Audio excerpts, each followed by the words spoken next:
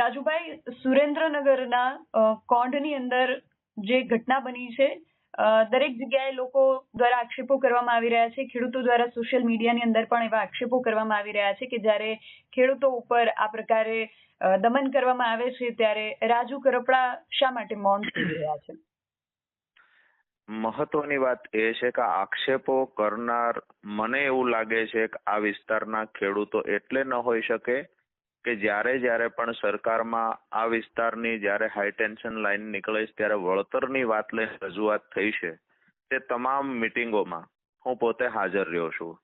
2 દિવસ પહેલા કોંઢ ગામના ખેડૂત આગેવાનો સાથે રાખી, ધારાસભ્યને સાથે રાખી મુખ્યમંત્રીને મળ્યા છીએ. 5 દિવસ પહેલા કૃષિ મંત્રીને પણ મળ્યા છીએ, નાયબ મુખ્યમંત્રી શ્રીને પણ મળ્યા છીએ. ખૂબ હકારાત્મક જવાબો મળ્યા છે. વાત આખી જે બતાવવામાં આવે સોશિયલ મીડિયાના માધ્યમથી, મને એવું લાગે છે કે ખેડૂતોનો પ્રશ્ન સોલ્વ કરવાની જગ્યાએ ખેડૂતોને ઉશ્કેરવાનું કામ કોઈ કરતું હોય એવું દેખાય છે.